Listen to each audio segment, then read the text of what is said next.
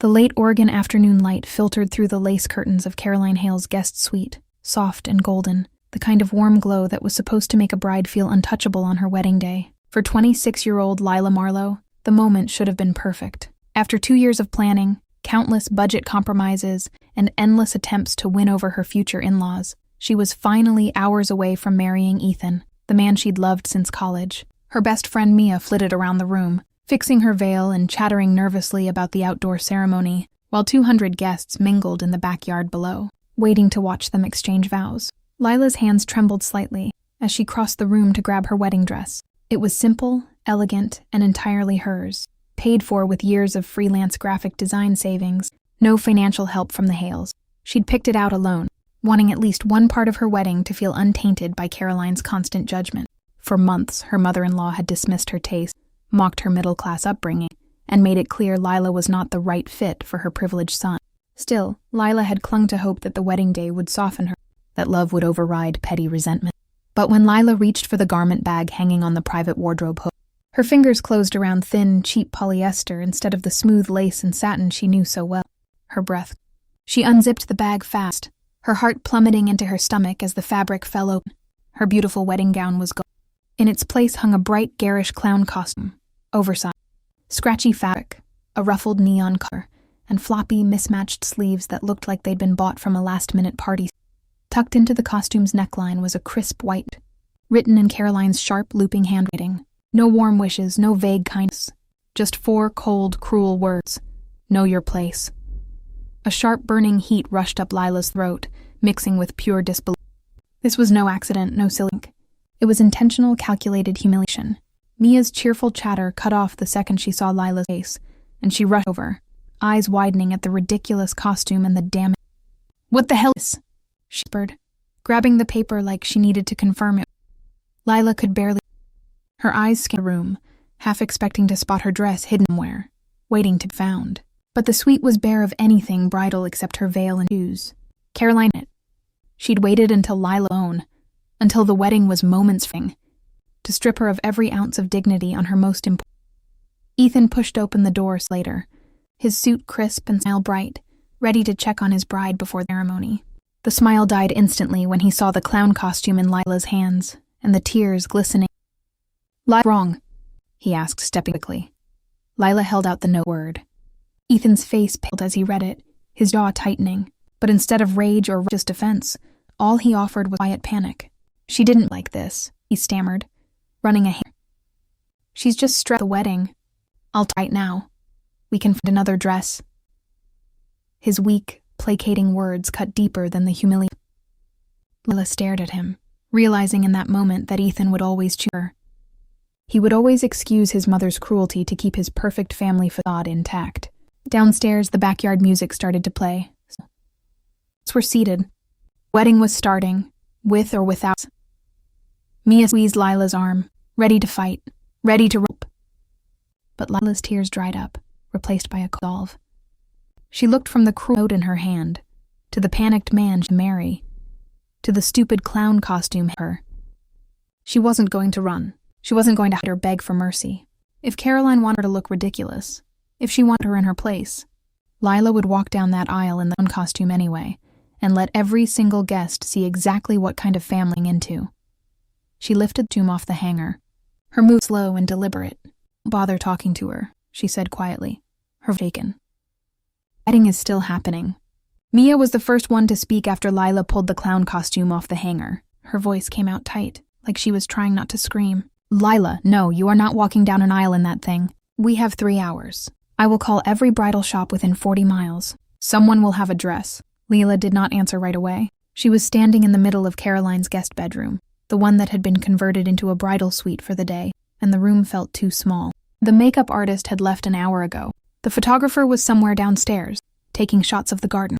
Outside the window, she could hear chairs being arranged on the back lawn, 200 white folding chairs in neat rows, the arch already draped with ivory fabric. "Mia," Lila said, and her own voice sounded strange to her, calm in a way that frightened her. "She took my dress. She went through my thing. She took the dress I paid for with my own money, and she left this with a note telling me to know my place. If I run around begging for a replacement right now, what does that say? That she can do this, and I will just scramble to fix it." Mia's face softened, but only a little. It says you are smart enough not to give her the satisfaction of a spectacle. The door opened before Lila could reply. Ethan stood in the doorway, still in his suit jacket, his tie loosened, his face. He looked at the clown costume in Lila's hands, and then at the empty garment bag on the bed. My mom says she has no idea what happened. She thinks maybe the dry cleaner made a mistake, or the delivery got mixed. She's upset. She says she were. Lila coughed, and the word came out sharper than she. She let note, handwritten, no face. Does that sound like a dry cleaner to you? Ethan ran a hand over his. I know, does. But she's denying Lila. She's in the kitchen crying to my aunt. She says you've been dressed, and maybe you misread the situation. I told her that was crazy, I did. But she won't admit anything, and I can't. Give me 10 minutes. Let me talk to her alone. I'll get to the. Lila stared at him. 10 minutes. She had heard that phrase before, in smaller versions. Give me time to talk to her. She didn't mean it that way. She's just old-fashioned. Let it go. It's our wedding week. Every time, the problem never actually got solved. It just got pushed forward quieter next time. Okay, she said. 10 minutes. Then, if you come back here and tell me she's sorry and we move on, I am putting this costume on and knocking out there. He flinched. Don't do that, please. That would just. Everything is destroyed, Lila said, and she did not raise her voice worse. She destroyed it when she opened that. He left. Mia turned to Lila, arms crossed. You know he's not get a confession. She's been doing this his whole life. She knows exactly how to ring her. Lila sat on the edge of the bed, the clown costume still in her lap. The fabric was deep, scratchy, neon yellow with giant red pom-poms down the front. She thought about 18 months. The engagement party where Caroline had accidentally invited Lila's ex-boyfriend. The bridal shower where Caroline had made a toast about how Ethan had always high standards. And wasn't it wonderful that he'd finally found who made him happy, as if Lila were a prize. The dress shopping trip where Carol insisted on coming, then told Lila in the fitting room that the silhouette was a little figure. Lila had off every time. She had told herself Caroline was just difficult, just lonely. Narration. She had told Ethan a big deal out of it. She had been the good sport, the agreeable fiancé, girl who could take a joke. And now here was the joke, sitting in her lap, the collar. His phone buzzed. She looked at her breath. The planner just texted. They're ready to start the processional in 20 minutes. The string quartet is set up. Guests are seated. Lila stood up. She walked to the full-length mirror looked at herself. Her hair was done. Her makeup was perfect. She was wearing the earrings her late mother had left her, and in her held a clown costume. The bedroom door opened again. It was not Ethan. It was Caroline, dressed in a pale blue silk dress, her pearls perfectly arranged, her eyes. She had been crying. She looked at Lila and her mouth and, "Darling," she said, voice soft and reasonable, the voice she used at charity galas. "I think we've excitement for one day." I spoke to Ethan. He agrees the best thing is to postpone the ceremony. We can reschedule for next month. Do it properly. No one needs to know about this. I'll handle the guests. You just go home, rest, pretend none of this happened. Let the room go very quiet. Postpone, pretend. That was Caroline's offer. Not an apology. Not the dress. Just a do-over, on Caroline's terms, with Caroline controlling the narrative. And Lila going home to be quiet while Caroline told 200 people that the bride had cold feet. Lila said. Caroline's smile did not falter, but her eyes went cold. Don't be dramatic, Lila, for everyone. I am thinking about best for me, Lila said. She lifted the costume and began unzipping the back. And I think it's out exactly who you are. Face changed for the first time. Just for a second. A flicker of something that not anger exactly, but for. Then she turned and walked out, her hand on the hardwood floor, stared at Lila. Actually going through with it. The costume over her head. The fabric smelled like plastic and old store. She wanted to know my place, she said, adjusting the oversized collar. So I'm going to you try to put someone there. Downstairs, the first notes of the drifted up through the floorboards.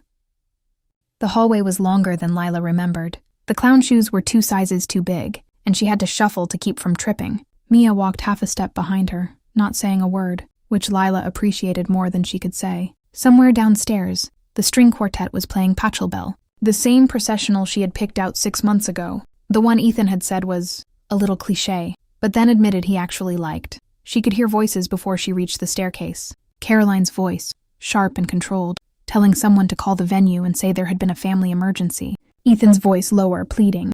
Then Caroline again, saying, "She is being unreasonable, Ethan. You cannot marry a woman who does this to your family." Lila stopped at the top of the stairs. She looked down. Caroline was standing in the foyer with her back to the staircase, one hand on the front door handle, already arranging her exit strategy. Ethan was facing her, his hands open, his posture the way it always was when he argued with his mother, leaning forward, apologetic, trying to reason with a wall. Roger was sitting on the bottom stair, his head in his hands, saying nothing. "Ethan," Lila said, her voice carried. The foyer went quiet. All three of them looked up. Ethan's face did something complicated. His mouth opened, then closed. He took a step toward the stairs, then stopped, as if he could not decide whether to run to her or run away. "Lila, please take that off. We can still fix this." "My mom says—" "I don't care what your mom says," Lila did, and she did not. She spoke in the same voice she used when a client tried to change a design at the last minute after 3 rounds of approval. Clear, steady, final. "I am going to walk down the aisle. You can stand at the end of it, or you can stand next to her. That is your choice. But I am not postponing. And I am not home. And I am not pretending this." Caroline turned to me now. She looked Lila up. The neon yellow fabric, the red pom-poms, the oversized, and for something almost like admiration crossed face, quickly replaced by cold. "You will embarrass this entire family. 200 people there. Do you understand what this will do to us? To Eve's career? Life?" "I understand exactly what it will do," said. She started down the stairs, one slow time, the clown shoes slapping. "It will tell them that you dress. It will tell them that you left a note telling me to know my place. And it will tell them that I am—" Caroline stepped forward, blocking the bottom of the stairs.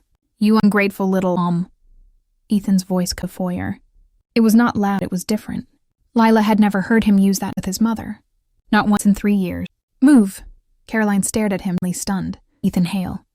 You do not move," he said again, this time. And Lila could see his hands. He was terrified. He could see it. But he was anyway. Caroline looked Ethan to Lila, and something shifted. She stepped aside. Not was giving up. She was calculating. Lila could see the wheels turning. What to say, who to call this. She was already back. Lila reached the bottom of the stairs. Ethan was standing right there, enough to touch. He looked at her, really looked at her. And Lila saw something in his face that before. Not pity, not embarrassment, recognition. Like he was finally seeing the woman asked to marry him. Mother who had raised him, both at the same time, and understanding for the first time have both. "I'm sorry," he whispered. "I should have— Don't," Lila said. She reached and adjusted his tie, the way she was before. "Not now. If you're with me, walk me out there. If you're not, walk away. But decide right now. It's almost over." The quartet was finishing the first phrase. In 90 seconds, the processional would begin. Guests would turn their heads. The back of the garden would open. Ethan swallowed. He looked at Caroline, who was watching him with an expression that said if he chose wrong, he would the rest of his life. Then he looked at Lila, in the clown costume, her makeup still perfect, and he took her hand. "Okay," he said. "Let's go." Mia appeared at Lila's other side, her bouquet already in hand, her face set into a courtroom. She stood up from the stairs. He did not say anything. He just looked at Lila, and then at his wife, and then toward the garden ahead of them, squared. In the foyer now. Lila could feel her gaze burning into her back as they walked toward the backyard. The planner was standing there, her clipboard chest, her eyes wide.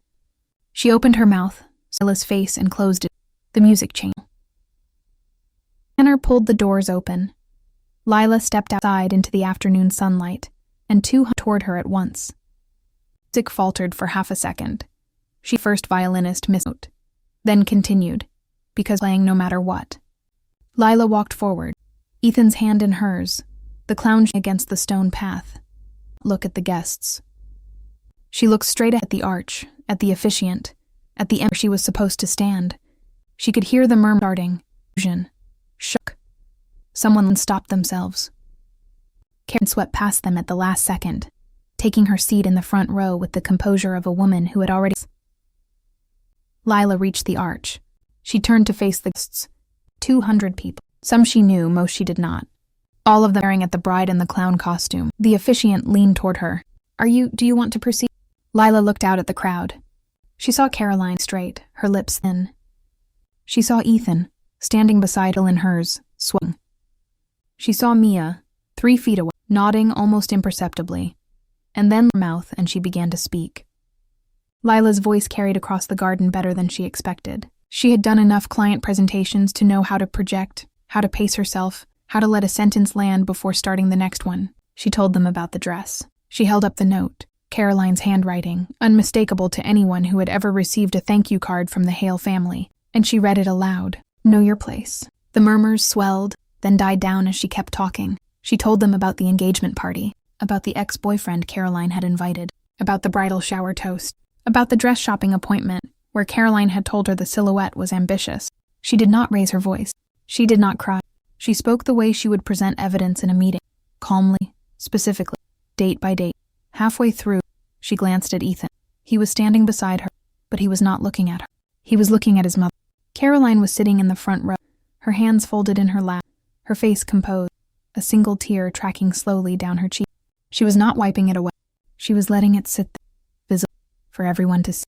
Lila felt a coldness spread through her chest. She had thought, foolishly, she realized, that if she told the truth, plainly and publicly, Ethan would stand beside her and confirm it. That he would say, yes, this happened, and my mother owes my wife an apology. But Ethan was not saying anything.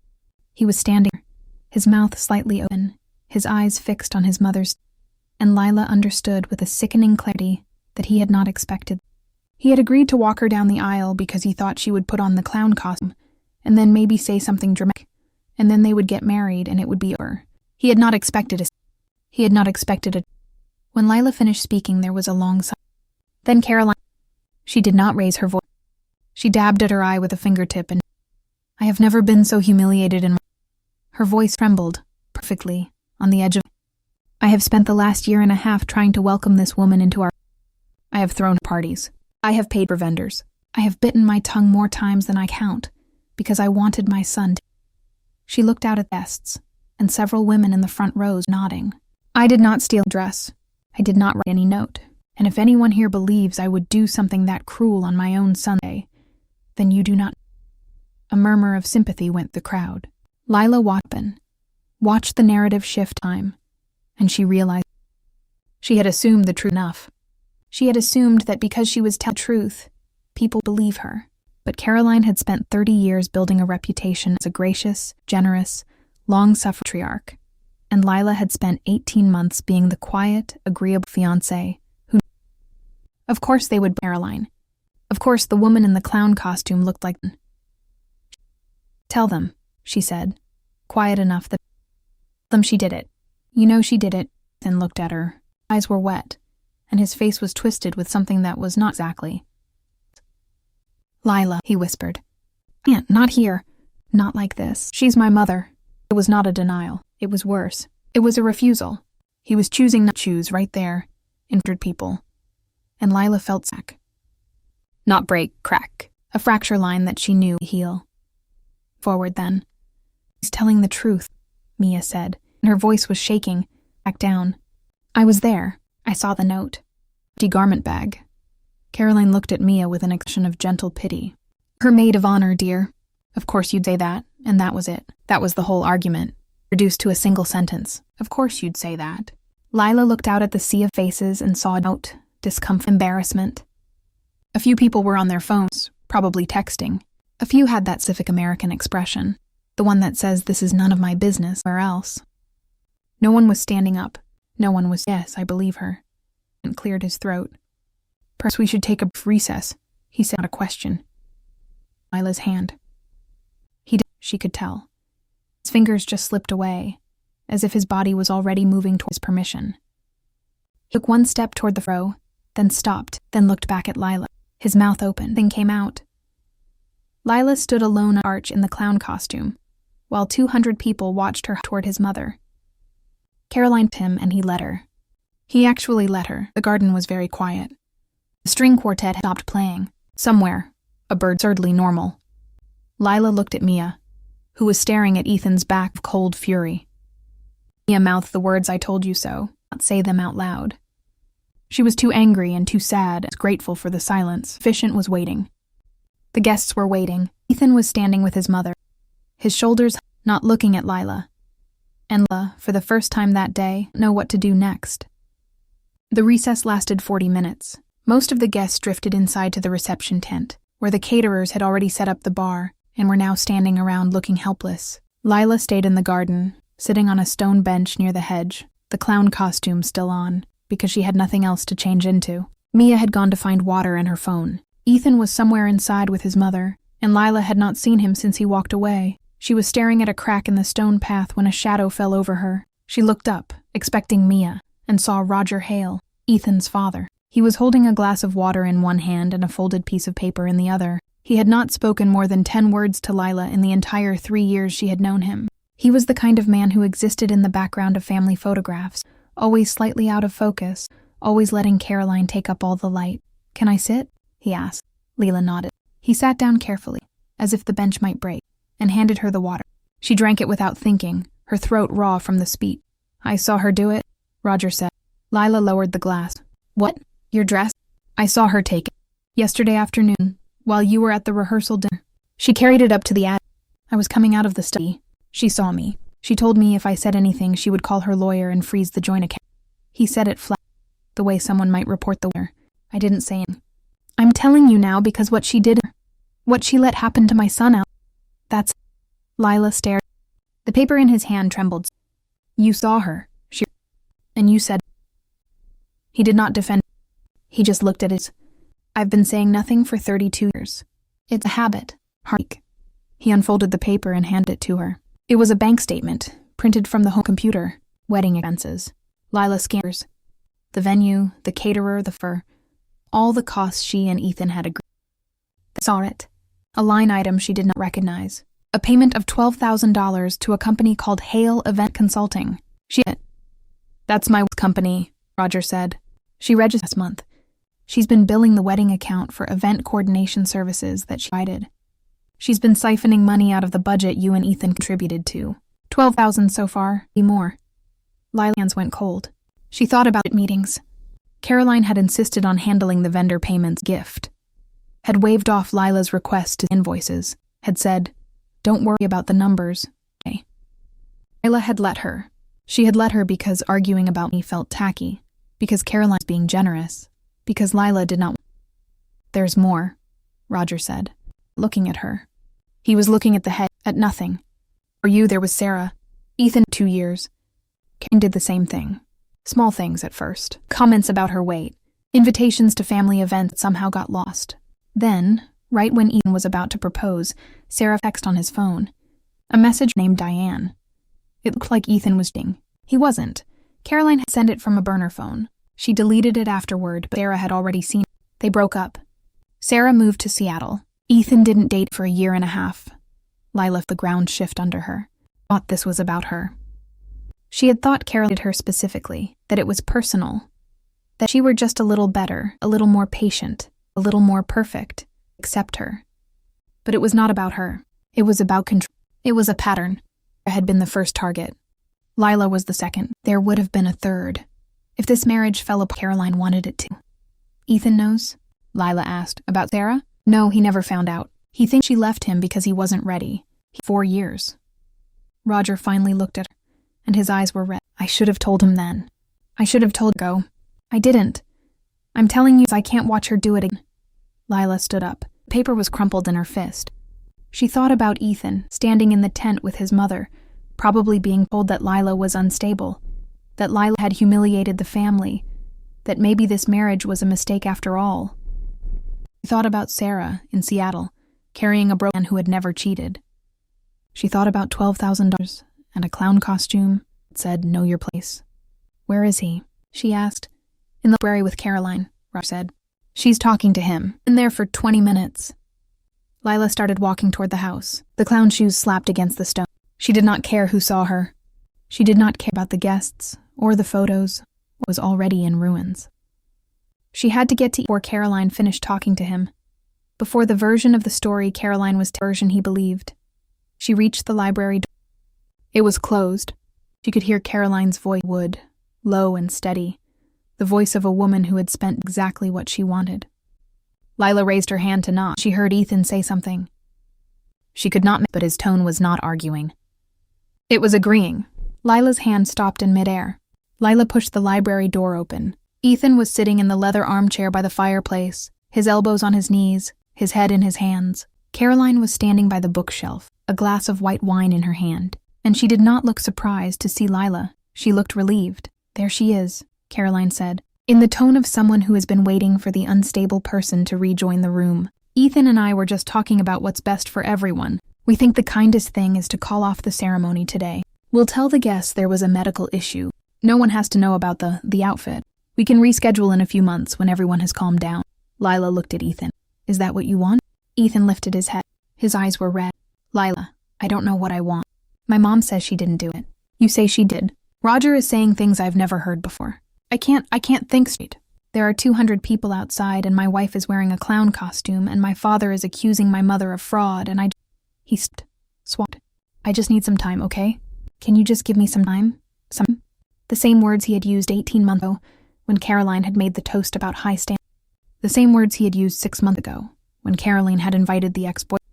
Sometime was Ethan's way of saying, "I am not going to deal with it." And Lila heard it clearly now. The way you hear a song you have heard 100 times and suddenly understand the lyrics. "Time is not going to fix this, Ethan," he said. "She stole my dress.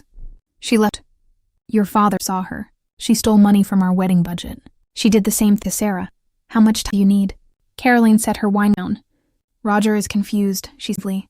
"He's been under a lot of stress. His memory is what it was. And Sarah? Well, Sarah left because Ethan wasn't right.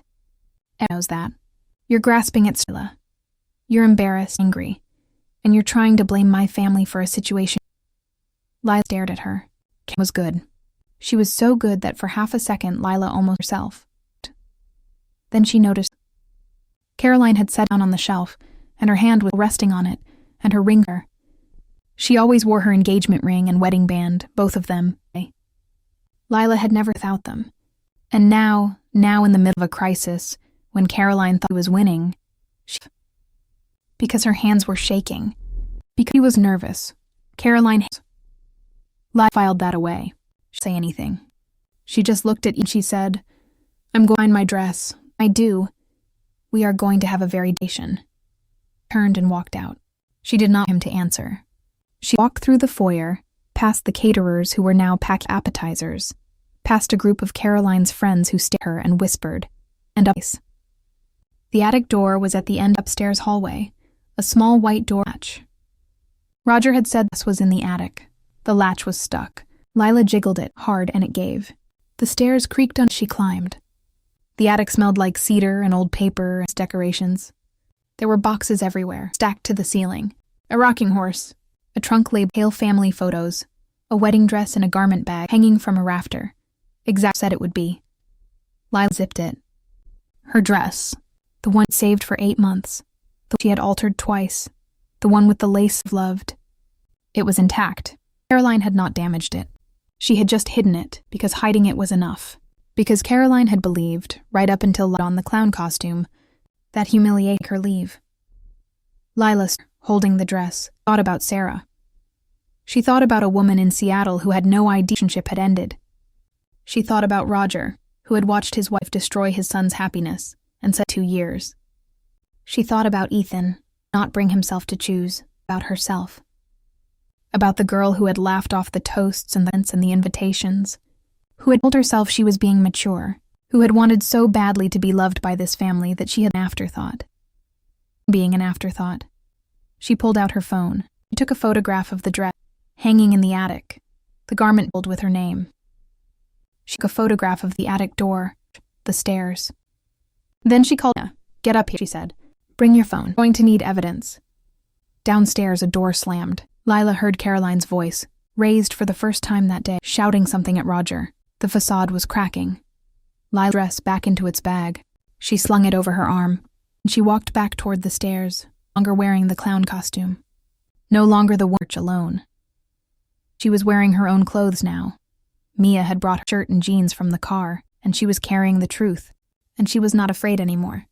Mia met Lila at the top of the stairs with her phone already recording. They did not talk. They did not need to. Mia followed Lila back up to the attic, filmed the dress in its garment bag, filmed the label with Lila's name on it, filmed the rafter it had been hanging from, filmed the attic door and the brass latch. Then they went back downstairs and sat at the kitchen table, the one place in the house Caroline rarely came because she thought it was the help's space. And Lila laid everything out, the photographs, the bank statement Roger had given her, the handwritten note, which Lila had kept in her pocket since the morning. Mia photographed each item separately, then together, building a timeline. She sent copies to her own email and to Lila's email, 2 separate accounts, 2 separate clouds.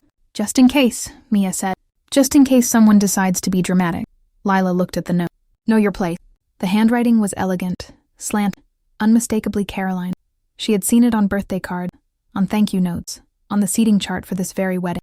Caroline had been arrogant enough to use her own handwriting. She had been so sure no one would call her out that she had not even bothered to disguise it. The kitchen door opened. Ethan stood. He had taken off his suit jacket. His tie was gone. His shirt was untucked at one side. He looked at the spread of evidence on the table, at Lila in her jeans and t-shirt, at Mia with her phone still in her hand, and he looked tired, more than tired. Can we talk? He said to Lila. Mia, I'll be outside. And she, but not before giving Ethan a look that, if you hurt her, I will end. Ethan sat down across from. He did not touch the evidence.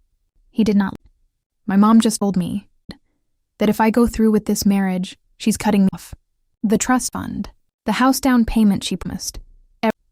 She says she'll lie and her, he said, and his voice, that she can keep it, all of it.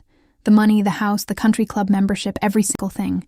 I told her I'm bringing you, today, right now. Even if it's just us and Mia and the efficient in the backyard. Even if nobody comes. I'm done with her telling me who to love and how to live and up. And his eye wet. But he was not crying. I should have done this, that. But I'm doing it now, lied at him. This was the moment she had been for. The moment Ethan finally stood here. It was real, felt. She believed, and grateful. And she also felt something harder.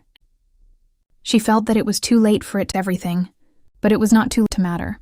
Okay, she said. Okay, but this my way.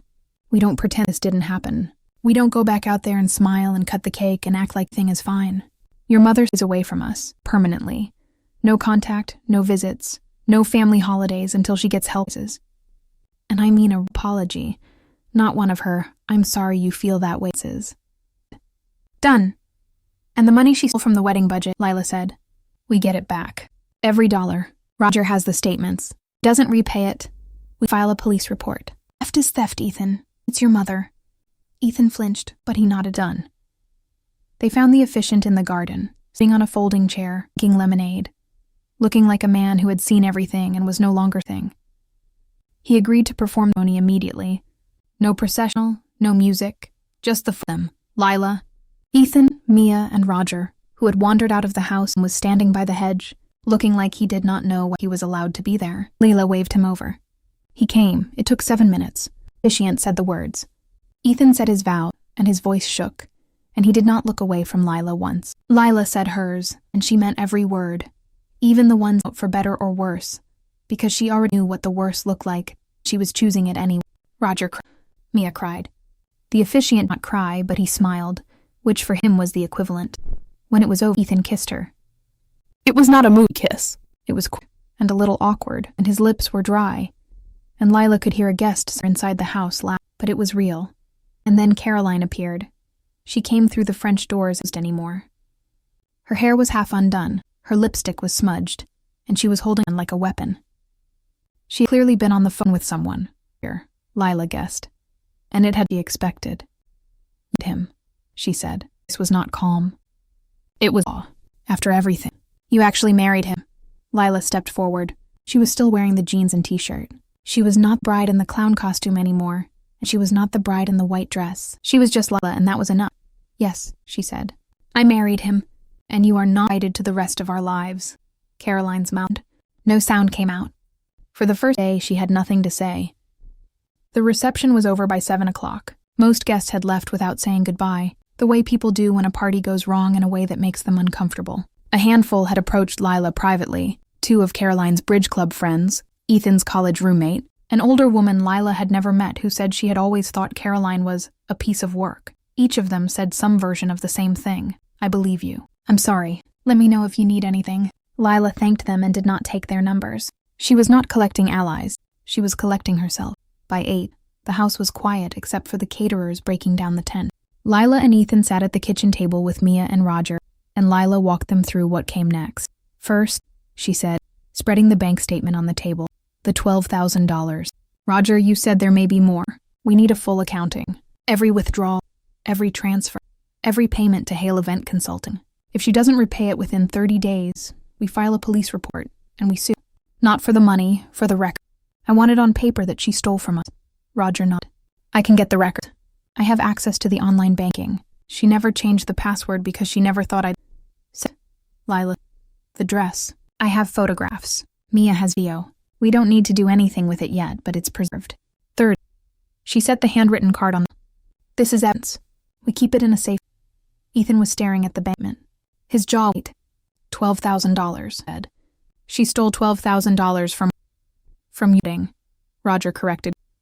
She's been doing things like this for years. Smaller amounts. Charitable donations that never made it to charity. Credit cards in my name that I didn't know about. I never said anything because... It doesn't matter why. Now. The kitchen slammed. Caroline stood in the doorway, and she was again. The hair was fixed, the lipstick was fresh, the pearls were back. She was holding a single sheet of paper. I've spoken to my attorney, she said. She set the pen on the table. It was a letter on firm letterhead. This is a desist. If you repeat any of these allegations, to anyone, including the guests, including social media, including each other, I will sue you. I will also be filing for divorce from Roger, and I will be contesting every asset. And Ethan looked at her son. It was cold. The trust fund was written oral clause. Marrying someone who publicly humiliates this family? That's a breach. You get nothing. Not the house, not the education. The room went quiet. Looked at the letter. It was real. The letterhead was real, the signature was real, the threat was real. Caroline had not been bluffing the phone call. She had gone straight to her lawyer, and she had pulled whatever she had. Ethan's hand found under the table. His palm was sweating. Care about the money, he said. But his voice was not a steady "oh." You should care, Caroline said. You make $68,000 a year. You have student loans. You rent a 2-bedroom apartment in Beaverton. You cannot afford a mortgage on that salary, and you know it. I have spent your entire life making sure you would never have to worry about money. Are you really going to throw that away for a woman who wore a clown costume to her own wedding? Felt Ethan's hand tighten. She knew what this cost him. $68,000 a year. Student loan. A rented apartment. She knew because they had talked about, had made budgets, had planned a life that involved saving for 5 years a down payment. Karen's money had been the safety net, the thing to feel possible, and now it was gone. But Lila also, Caroline did not. She knew that he had already made his choice. He had made it in the library when he could keep the money. He had made it in the garden when he without looking away. The trust fund was a threat, but it was not a lever anymore, already let go. Send the letter, Lila said. She picked up the cease and desist, folded it neatly, handed it back to Caroline. Send it to our lawyer. We'll be in touch about the $12,000, and about us, and about Sarah. Caroline's face changed. Just for a second, the name said it. Lila could see it land. You don't know anything about, Caroline said. Roger told me, Lila said. The burn phone. Fake text. The breakup. I have his statement. If you want to sue us for defamation, go ahead. We'll countersue for theft, and we'll put Roger on the stand, and we'll call Sarah as a witness, and we'll tell a judge exactly how you operate. Do you want that? Do you want your name in a court filing? Your charity board reading about how you sabotaged your own son's relationships? Because I will do it, Caroline. I will burn every bridge you have, and I will not feel bad about it. Caroline stared at her. The kitchen was very quiet. Somewhere, refrigerator hummed. Tomorrow, Lila said. 9 o'clock, this room. You, me, Ethan, Roger, and our lawyers. We settle this. You repay the money. Letter apologizing to me and to Sarah. You agree to no contact with me or Ethan for a minimum of 1 year. If you don't show, we go to the police and the press. Your choice. Caroline did not answer. She turned, and walked out.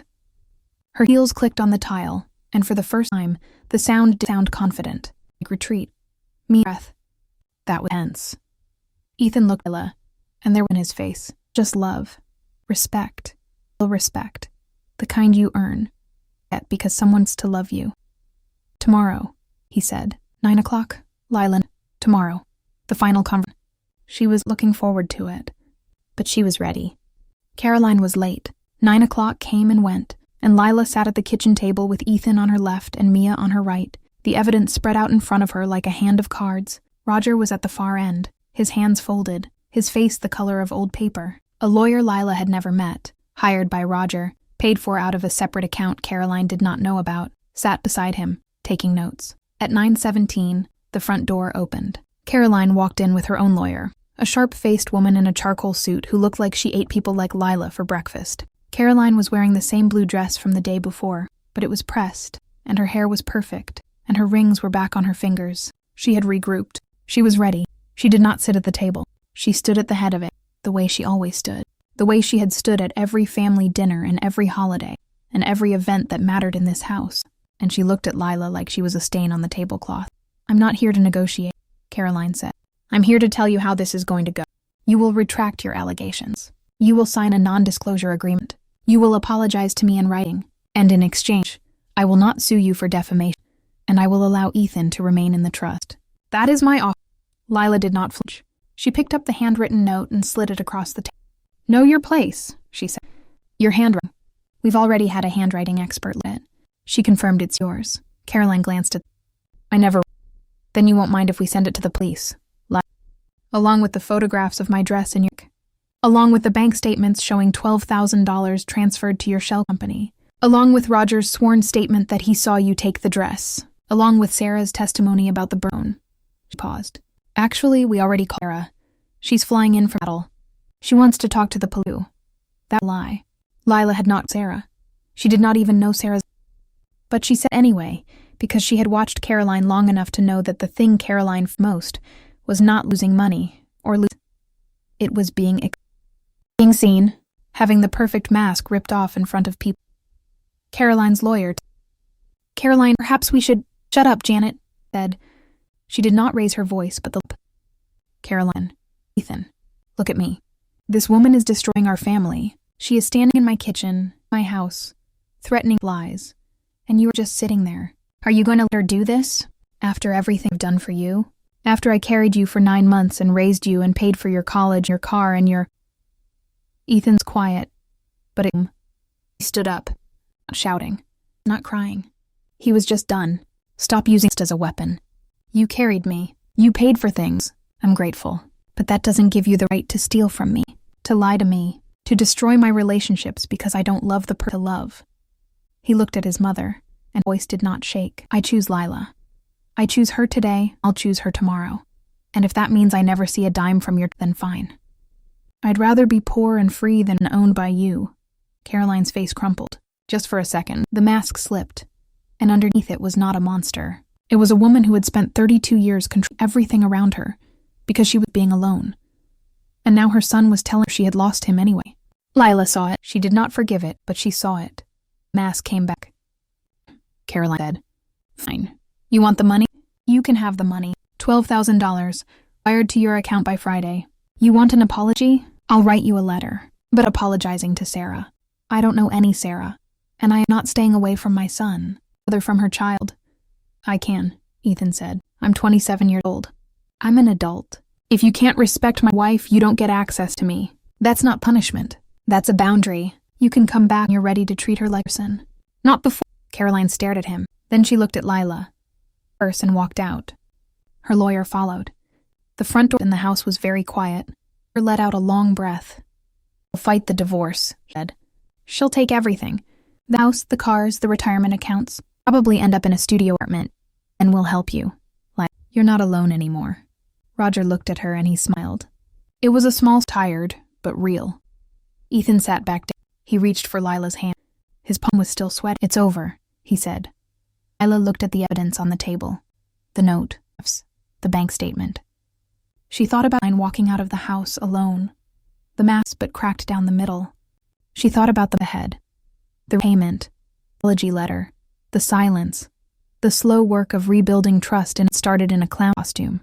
"Not over," she said. "Just beginning."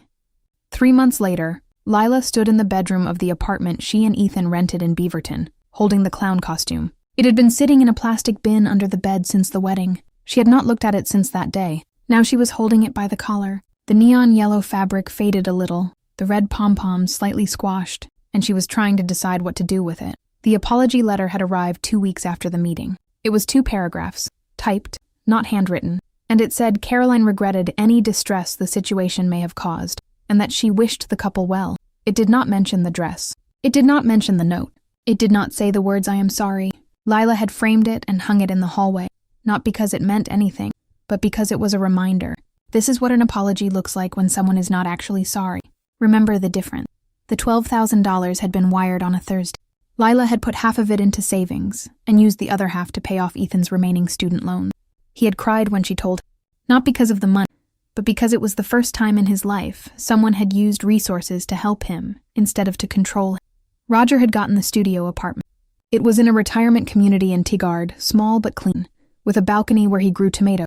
He and Caroline were still in divorce, fighting over the house and the cars and the retirement account. But Roger had stopped looking like a man who was waiting to be told what to do. He had joined a book. He had bought a golden retriever puppy named Matt, and he sent Lila photos of it every Sunday. Caroline had not contacted, not directly, but Lila heard through Ethan's old friends, through the slow grapevine of Portland suburban society. Caroline had told everyone that Lila was mentally unstable, that the wedding had been a breakdown, that Ethan was in. Some people blur, some not. Some did not care. Lila had stopped keeping track. The hardest part had not been. It had not because he ruled, but because he was learning, and learning messy. 3 months in, he still sometimes flinched when Lila raised. He still sometimes said, "Let's not make a big deal out of it," before he still sometimes called his mother when he was stressed, Abbott, and then felt guilty for days. Lila did not punish for it, waited. She told hurt. She let him figure out, on time, that a mother who only calls when she wants something is not the same thing as a mother. They had not had a room. They had gone to the Oregon coast for 3 days, stayed in a motel that smelled like salt and old carpet, and eaten fish and chips from a place. Imperfect. Not because it was fancy, but because it was theirs. No planners, no guest lists, no Caroline deciding the centerpieces. 2 of them, walking on the rain, hands, not talking about it. Lila looked at the clown. She's burning it. She's donating it. She thought about putting it back in the bin. Then she walked to the closet, took a wedding dress, the real one, the one she had worn for the reception to the ceremony, the one Caroline in the attic, and she led. The wedding dress was white, lace, delicate. The clown costume was yellow, polyester, absurd. They looked ridiculous to each other, and they were both hers, both part of the same day, both part of the how she got here. She folded the clown costume carefully and put it in a box, not under the bed, on the top shelf of the closet, where she cooked up. Not want to forget it. She did not want to become the kind of person who lets things slide, because comfortable. Been that person once. It had her everything. He came in from the kitchen. Coffee. He saw the shelf and smiled, keeping the evidence. Keeping the room, Lila said. The mug he offered her. It was too hot, the way he always made it, and she blew on it before she drank. I called Sarah. Ethan paused. Sarah? Sarah, your ex. I found her on LinkedIn. I didn't tell her everything. I just asked she'd be open to talking time. She said yes. Lila looked at him. He deserves to know what happened. Why it really ended, not the version your mother let her believe. Ian was quiet for a time. Then he nodded. Yeah, she does. They stood together, drinking coffee, looking out the bedroom window at the apartment complex. It was not a beautiful view. It was asphalt and dumpsters and a single oak tree that someone had planted 10 years ago and forgotten. But it was that meant their life. Messy, imperfect, entirely their own. Lila thought about the note. Know your place. She thought about the woman who had written it, alone in a big house, fighting, losing her husband, spent a lifetime building. And she thought about herself, in a rented bedroom in Beaverton, holding a mug of coffee that was too hot, married to a man who was still learning how to be brave, and she felt something in a very long peace, the absence of conflict. The presence of trees. She set them down. She took Ethan's hand, and they stood there together, watching the oak tree sway in the wind, and neither of them said a word.